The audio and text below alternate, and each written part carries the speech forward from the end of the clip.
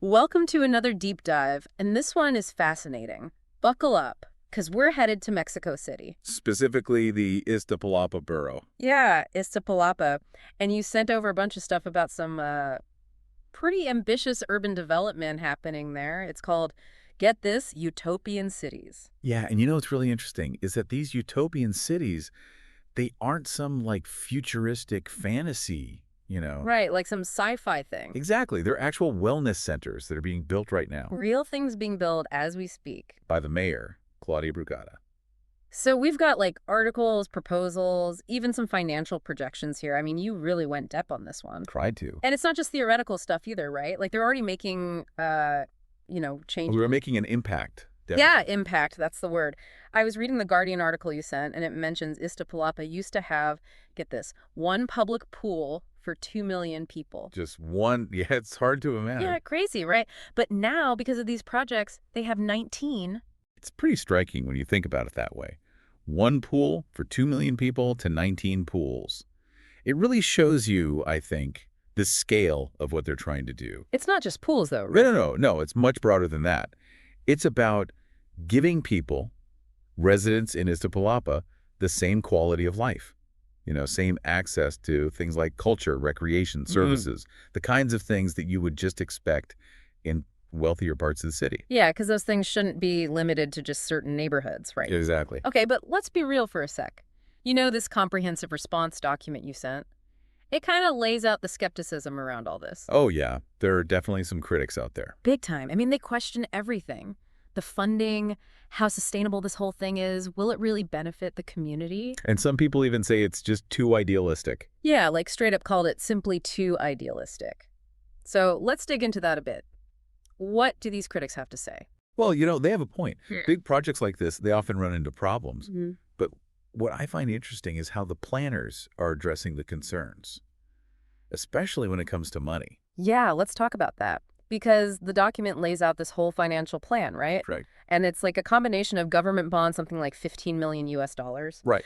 And then this detailed, like super detailed investment portfolio. Yeah. Designed to generate income, recurring income specifically for maintenance. They even have a target. They do.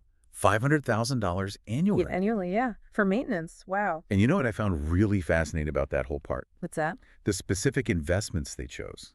JEPQ, VOO, VIG, VGT. This is just random.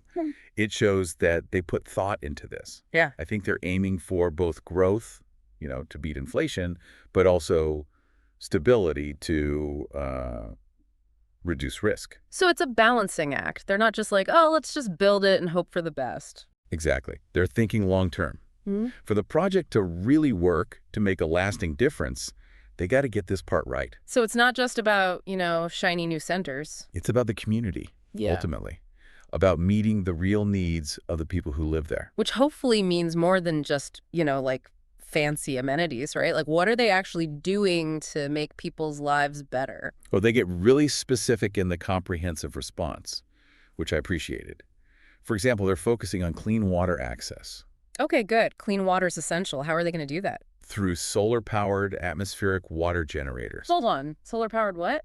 Atmospheric water generators. Atmospheric water generators. That sounds like something out of Star Trek. It does, but it's real. And Right. in a place like Iztapalapa, where clean water has been, a real problem, this tech could be huge. Wow. Okay, so that's pretty impressive. What else is on their list? Another big thing is bridging the digital divide. Yeah. They're going to have center-wide Starlink internet. Center-wide Starlink. Okay. That's ambitious. Yeah. It's not just about giving people internet, though. It's about what they can do with it. Free online education programs, job training, maybe even telehealth services. So thinking about the long-term picture, not just a quick fix. Exactly. They're giving residents the tools to improve their lives in the long run. And on top of all that, they're also focusing on job creation. Oh, smart. Jobs are key, right? Jobs right there in the center. Yes, within the centers themselves. Oh, Think maintenance, administrative stuff, teaching, training. it's all connected. They are really weaving a lot of different things together. Right. Economic development, education, access to basic services, and even, like we were talking about with the water generators, the environmental impact. It's like a multi-pronged approach. It is. And that approach extends to accessibility, too. It seems very fundamental to their vision. They want these centers to be accessible and inclusive. You're right. The comprehensive response talks about universal design principles. Ramps, elevators, accessible restrooms, the basics. The basics, but they're going further than that too, right? Yeah, much further. They're thinking about things like mobile units. Ah, that's smart. Yeah. For the people who maybe can't get to the actual centers easily? Exactly. If you're in a more remote area, the centers can come to you. Okay, so they're breaking down those barriers to access. That's the goal. Regardless of where you live or your physical abilities, everyone should benefit. And it's not just physical access either, is it? It's about everything. They mentioned transportation assistance and like programs designed to be relevant to the community. Culturally relevant, very important. It's like they're trying to think of everything. And, all of this aligns with the best practices in community development. It's about recognizing that there's no one-size-fits-all solution. You have to be intentional about making things that truly serve everyone. And that makes me think about that story in the Guardian article about the house for older people, remember? Oh, yeah, that was a nice touch. It's become like a popular place within one of the utopias, and there was that quote from one of the residents. It really stuck with me. Which one? The one where they said, "They saved my life." Wow, that really is powerful. It shows that these projects can have a real human impact, It's not just about statistics and numbers. It's about people, about changing lives for the better. Exactly. Okay, but we can't just ignore the potential problems here. Of course not. No project is perfect. And the comprehensive response, they actually bring up some really tough questions, which I kind of admire. It shows they're being honest, not just trying to gloss over the tough stuff. For sure. So what concerns jumped out at you? What are we worried about?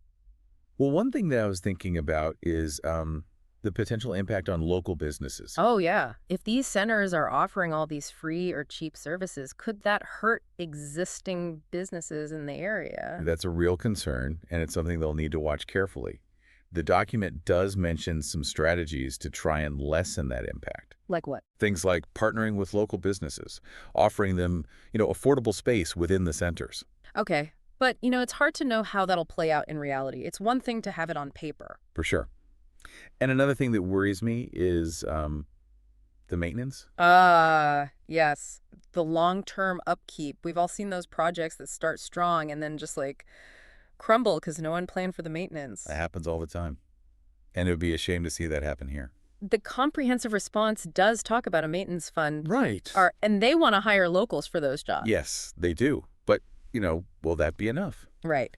Will it be enough 10 years from now, 20 years from now? That's the real question. It's not just about fixing what breaks either. It's about adapting to changing needs. True. Technology gets outdated, new needs arise, populations shift. So got to be flexible. Very much so.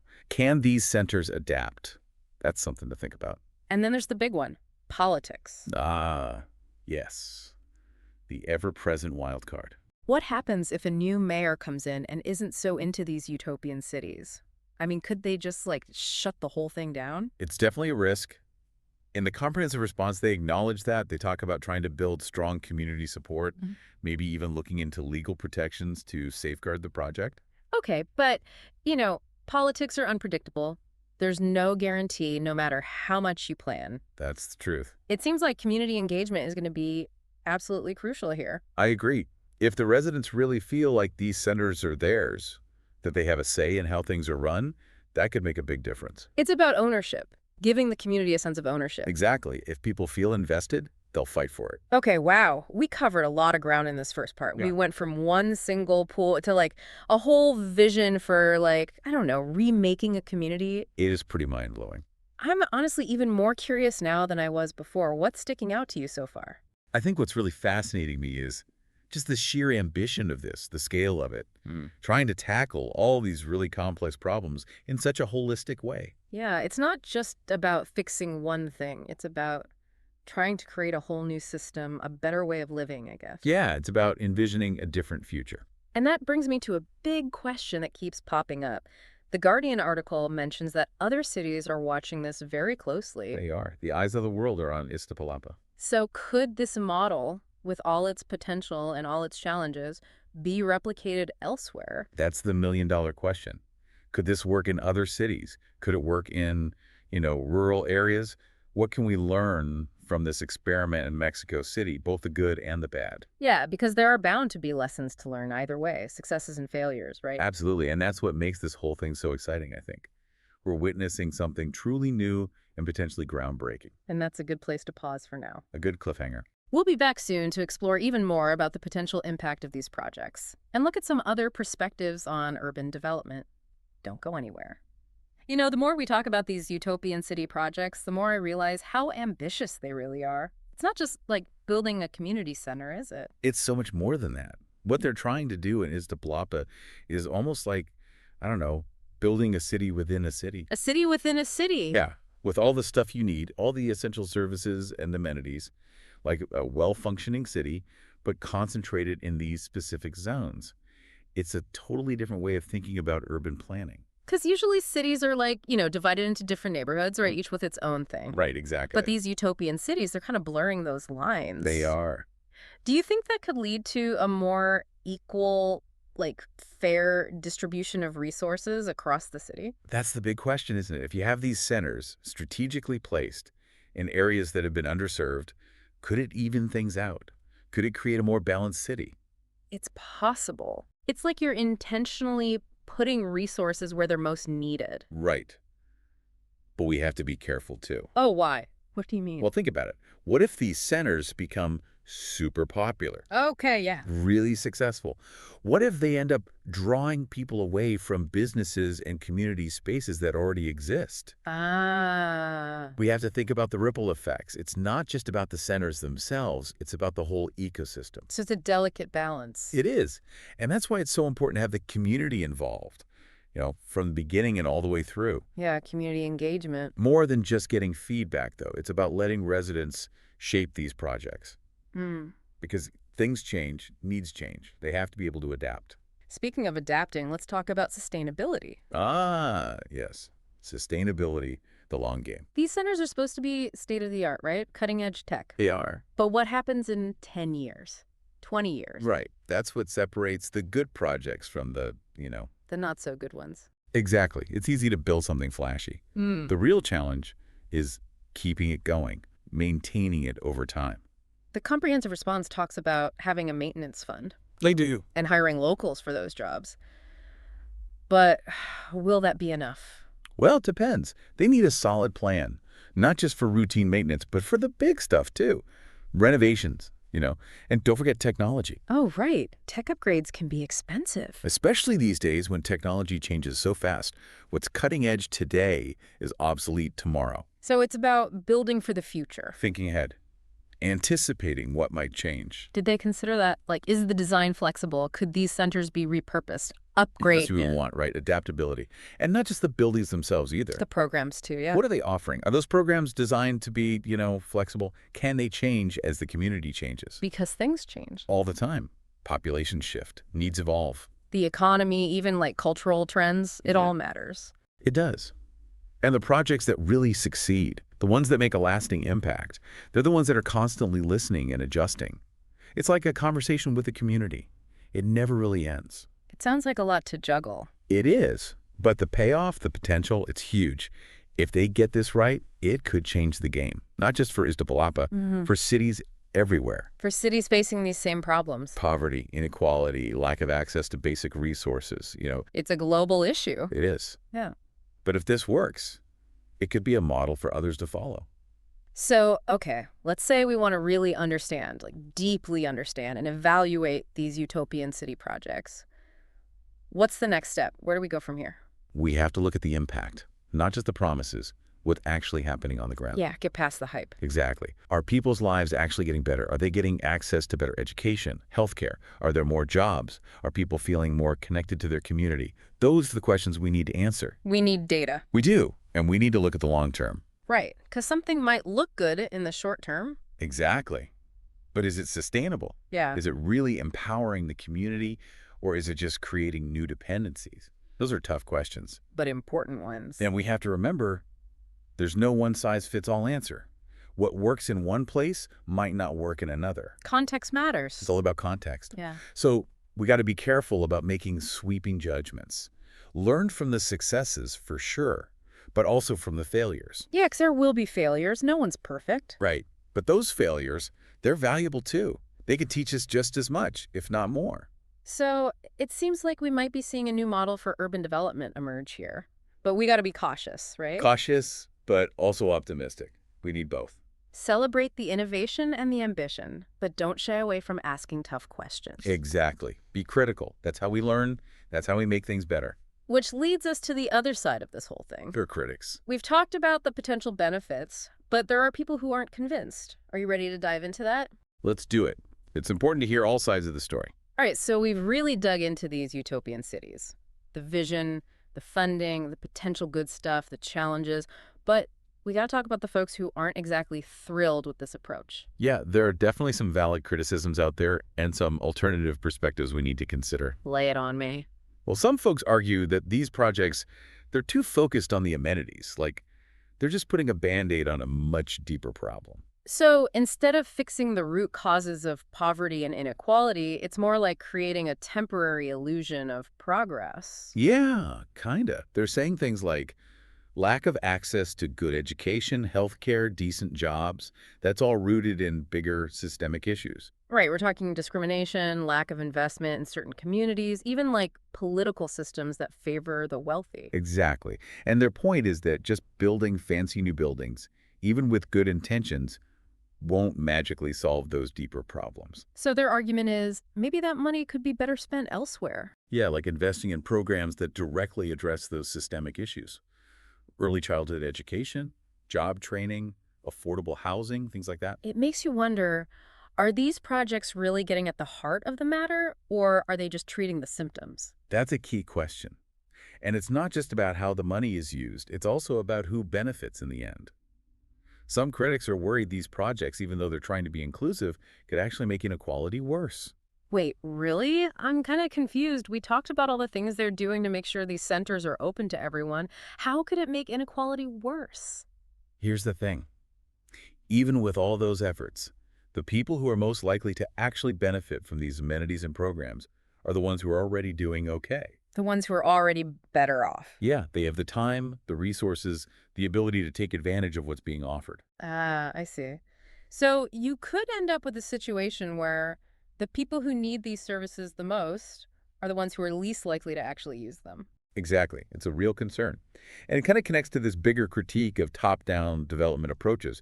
The idea that these projects often fail to truly understand the experiences and needs of the people they're trying to help. It's like a solution being imposed from above instead of growing from the community itself. Right. And, the alternative these critics propose isn't to just give up on community development entirely. It's about changing the approach. How so? They advocate for a more bottom-up model, one that prioritizes community engagement, giving people more power. So less about handing down solutions and more about giving people the tools to create their own solutions. Exactly. The idea is the people closest to the problems are often the best ones to solve them. They know what they need. Exactly. Real change happens when people feel empowered to drive their own progress. Wow, this deep dive has been quite the roller coaster. We've gone from celebrating big ideas to questioning assumptions. It feels like both sides have good points. So what's the takeaway for our listeners as they try to make sense of all this? Well, I think the most important thing is to remember that there are no easy answers. Yeah. These are complex problems. Poverty, inequality. There's no magic bullet that's going to work everywhere for everyone. There's no one-size-fits-all solution. Right. But we can and should engage in these tough conversations, consider different perspectives, and be willing to challenge our own assumptions. And acknowledge that even the best intentions can have unintended consequences. For sure. But I think the fact that we're having these conversations, that we're wrestling with these questions, is a good sign. It shows we care. It does. And it's important to remember that both sides in this debate, the folks who support these utopian cities and the folks who critique them, they ultimately want the same thing. A better world. Yeah, a more just and equitable society. They just disagree on how to get there. Well said. And that brings us to the end of our deep dive into the utopian cities of Mexico City. We've explored the big ideas, the potential, the risks, and the ongoing debate about what real progress looks like. And it's been a real pleasure joining you on this journey. I hope our listeners found it thought-provoking. It's been great having you. And to everyone listening, keep exploring, keep asking questions, and keep having those tough conversations. Because the search for a better world, it's a journey, not a destination. Thanks for joining us on this deep dive.